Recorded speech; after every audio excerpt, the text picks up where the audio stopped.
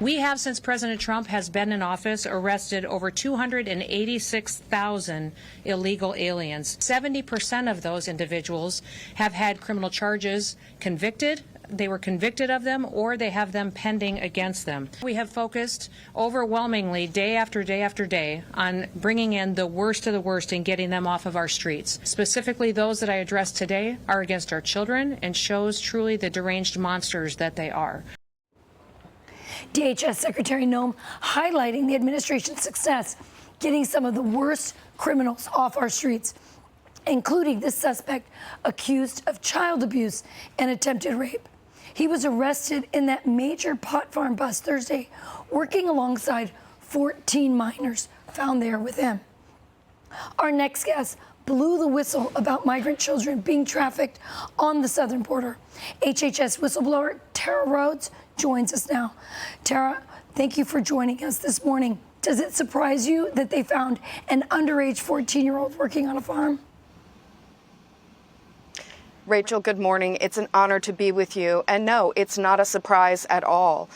We've known that children have been being exploited for labor in factories, in slaughterhouses, and now in marijuana grows. This is unacceptable. It could have been totally avoided. And I'm just thankful they have found some of the children. Yeah, now we're learning that among those arrested was a man who was he was convicted of attempted rape, attempted child molestation, and so that brings up this other vulnerability that these children have of sexual exploitation. Absolutely, Rachel. And if people noticed the photo of the children, some of them were girls. And so over the next coming weeks, as the children are talked to, I think we could hear some horror stories. Children, some of the girls are used on these strawberry farms, on marijuana farms, as for sex. And so just because they were there working, we don't know what type of work they were doing. These children have been exploited in unthinkable ways. We need to protect them, and everyone should be very thankful and grateful to our great ICE agents, to Tom Homan, his border czar, and their team, to the president, to Secretary Noem, Secretary Kennedy, Stephen Miller. They're all out there. They are getting this done. They are going to save these children. It is their mission, and they are passionate about it. And as we can see, they're getting results. And yet, Tara, Democrat leaders are only talking about ICE. They're criticizing ICE. They are not talking about child labor in their own midst.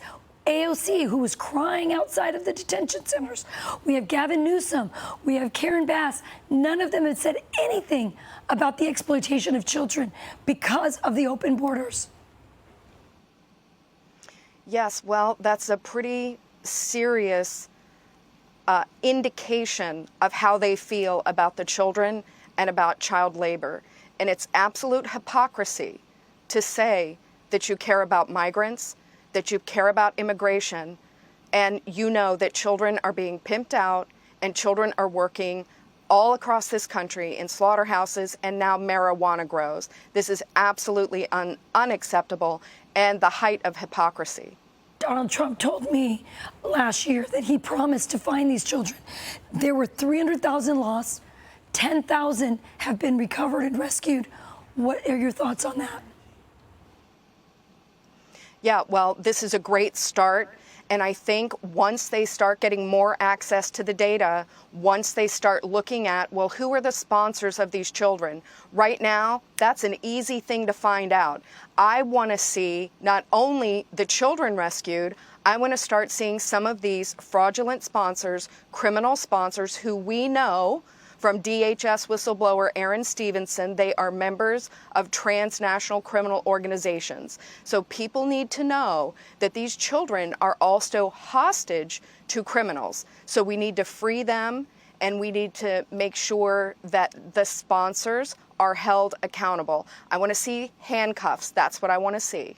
What about Alejandro Mayorkas and Javier Becerra, who referred to these children as widgets? Get them through the system, move them through the line quicker. Should those people be held responsible as well? I absolutely think there should be congressional hearings. They were well aware what was happening to the children in the beginning of 2021. They knew at that point children were being handed over to MS-13, to 18th Street Gang, and other bad actors. So yes, I think it is absolutely appropriate that there be accountability for this kind of horrible treatment of children. Thinking about this one child who, as young as 14, well, they could have crossed the border. I was working with the children in 2021. That meant maybe since they've been 10 years old, they've been working in various types of slave labor. People need to wake up. This is evil, and we need to call it out as so, and we need to be thankful to a government that is going after it, that is trying to keep children safe. Amen. Tara Rodas, we're also grateful to you. You have been a very critical whistleblower in this entire situation. Thank you so much for joining us. Rachel, thank you so much, and thank you for your care for the children. Thank you.